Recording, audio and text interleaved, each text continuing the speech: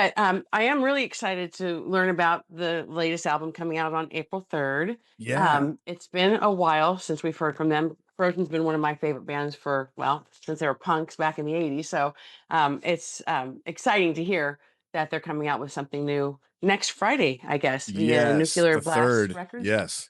That's awesome. So just kind of wanted to ask you and pick your brain just a little bit on, well, what took so long? But also, how is this going to be similar to what we've seen in the past, or is this ushering a new era of style of music for Corrosion? You know what? And I'm not even kidding. Both. And I'll tell you why. Because Okay. we went to some crazy new planets as a band, and me as a new guy, I'm a fan first, so I'm very excited about it all. But yes, we wrote some stuff that you would have never thought would be coming out of COC, but here it is. And the second part of that answer, it has been likened to like a best of old Oh, records. Like, oh, this song could have been on Deliverance. This song would have been on, Arms of God, or this song could have come off Volume Dealer. And that's what I love about it, and that's what makes it so exciting. and is that why it's a double album? You have plenty of music Yeah, to there's a lot of add to it. songs, right, yeah, a lot Yeah, of planets we go to. Yeah, yeah. I think that's awesome. That's awesome. Yeah, it's So great. you had mentioned that you were a fan first.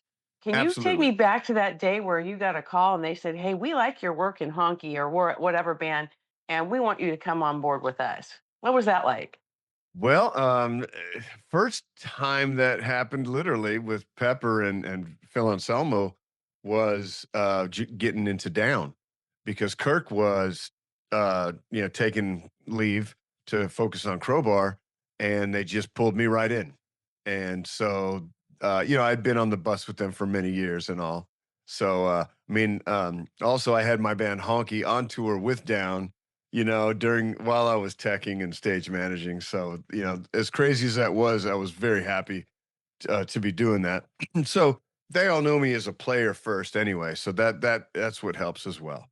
Yeah. I certainly am most comfortable with an instrument in my hand than I am passing off an instrument to somebody else. Although I've done it a lot, and it's made a good career for me doing that. But still, I'm Yeah. best off with the guitar in Yeah. my hand. Yeah. So to answer your question about the COC,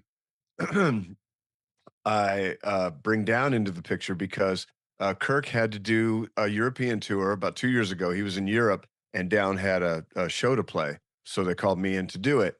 And that, long story short, turned into two different shows, one in New Orleans and one in Baton Rouge. We finished the show in Baton Rouge, and Pepper literally just walks up and goes, "Dude, I need you to play bass in COC. We're going out with Lamb of God on a cruise in a couple weeks. You got this?" "Yeah, I got this. Let's do it." Yeah, that's So what you're there for, right? literally, that's what happened. That's how it happened. Yeah, yeah, yeah. That's awesome. Yeah, because I figured you guys probably knew each other from, previous bands and stuff. So it's kind of nice Yes, to hear you just jumped right on the ship with them. yes. That's And Pepper awesome. knew how I could write with him because of the work we did on the Last Down record. And So, that's what I was going to ask my next question. See, you've been trained yeah. on these interviews, but yeah, who was the main writing force behind this latest album Oh, Pepper by and Bad Woody. Man?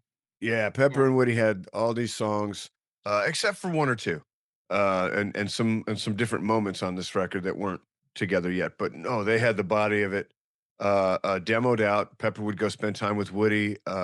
Woody would fly down to Pepper Studio, and they'd spend time putting songs together. And Woody made a couple of these trips over the last few years. And what happens nowadays is we all have our home studios. So they took that work and they sent it to me. It's like, here's where we're at with this song and this song. So I was able to get the songs in my head, in my bloodstream, and in my brain. And of course, I recorded my bass stuff and sent it back to them. And they said, "Okay, it's all seems like it's going to work fine."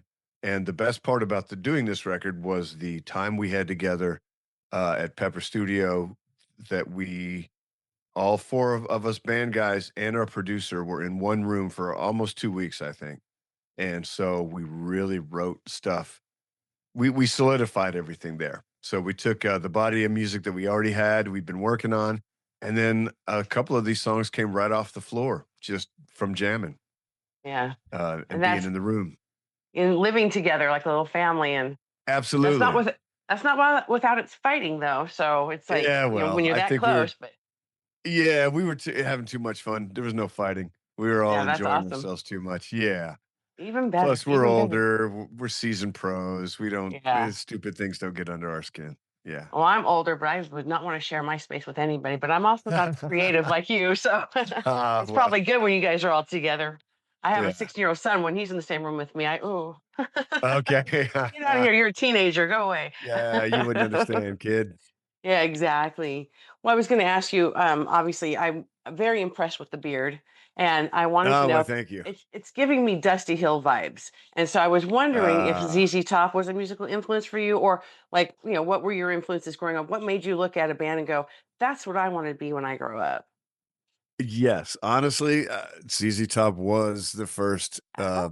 band that got me into wanting to play guitar. So I think it was Tush, and it was on the radio, and I was a kid, and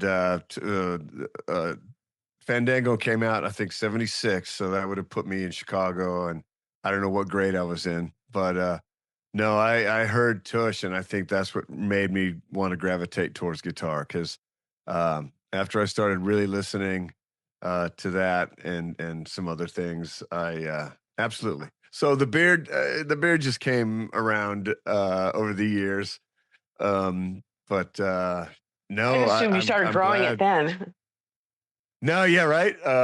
You would think, but no. I'm sorry. Billy Gibbons is such a influence of mine because I'm a lead guitar player first and bass player second, and what better two guys to put into my back pocket for my style than Billy Gibbons or Dusty Hill? So for sure, Yeah, yeah, absolutely. So yeah, what can fans expect? I know you guys are getting ready to go on tour. The record, good is it Good God, Bad Man, is that's coming right. out next Friday. Um, Yes, on the third. I guess I should ask how that title came about, because I think that's interesting. Is it because it's a double album? You've got Good God and then you've got Bad Man as the other? It is, and it's certainly a better question for Pepper. I'm sorry, I'll be able to answer this more as I we start talking about it more. But the whole concept of "Good God, Bad Man" is, what's going on in this record, and not only is it the two concepts on the record, but since it is two records, there are four sides, and each of those sides have they say something. So it's a very special moment on each side of this record. So it's not only the good God, bad man, but also the two sides to each of those. We come from a time of the 70s and with headphones and where you put on and you listen to that whole side and then you flip it and then you listen to that whole side. So certainly trying to bring back the idea of take in the music as a body of material and not just like, oh, what's that one good song? Right. The generation Yeah. now, like my son, their attention span is very short. So Right. if it can grab you, I know one of the albums that got me was Black Sabbath. Any of their music was just something Sure. I just listened from front to back, and just Yeah. getting the younger kids to listen to it like that is just amazing. And Yeah. I can see them doing that with this album. So I'm so glad. I hope yeah, so. I do Yeah. too. I do too. But Yeah. I was saying the tour starts soon. Don't you start in Soon, April? we go in for rehearsals next week, and I think the Yeah. first show is in Atlanta on the 7th. Okay. Yeah, So, and I think yeah. in July we get you in San Francisco. So All at the right. Great American Music Hall, that's going to be a good All show. right. I Yep, know I'll we're gonna see you get all there. the thrashers out there to see you. Oh, yeah. We love it out there. So what do you like about touring? Do you like touring? Oh, And I is do. I do. yeah, what do you like It about it? I don't know. It's just, it's a norm for me. I've been doing it so long, and I think I just I'm in my element when I'm on a bus. So Yeah. when I'm not playing in a band, I've chosen to tech and work for bands, Mhm. maybe just to get back on the bus and be, making a living on deck, somehow. So yeah, that's what's brought me into both of those worlds is certainly the touring because I mean it's a natural place for me to be. I'm I've always been that way. It's almost like a cruise ship where you wake up and you're in a different port. You It's get true. to do Yeah, it all yeah, over again. That's yeah. awesome. I That's mean, awesome. even as a kid, early in career, just getting in the van for a month was always a welcome thing for me. I was always into it. What Yeah. can what can us fans expect when you are in San Francisco and we come to see you? Is there going to be all of the new albums, some of the old music? What can we expect? Great question. And what happens with that question is I say there are so many COC hits that everybody wants to hear. Hmm. So, what songs do we put on from this new record onto the set? I don't know because when you put a song in, you got to take another song out. So, that is going to be something that we start really getting into next week at rehearsals. Yeah. We definitely want to have everything ready to go. So, we will rehearse these songs. And I assume it's going to be the couple that we've made videos for. You know, those are Mhm. certainly the first on the list, and, we have played them as a band as well. So yeah, not only on the record, but I mean, as far as rehearsal goes as well, we're getting them into our bloodstream. I know it's tough, man. It's tough to pick the songs because you pick something off the new and you got to take something off the list. Well, you cannot take off "Clean My Wounds." That's one of the most popular ones that Okay, everybody's told me they want to hear. So I'm like, okay, "Clean My Wounds" Albatross, has to be at least in San Francisco. right? And it is, and it will be. I guarantee you, Albatross and Clean My Wounds are definitely going to be on the set. Yeah, well, that's awesome. That's awesome. Is there any advice that you can give people because you've been doing this for so long and you love it? What like a local band, if they wanted to break into this and get into the business, what is your advice or suggestions for them?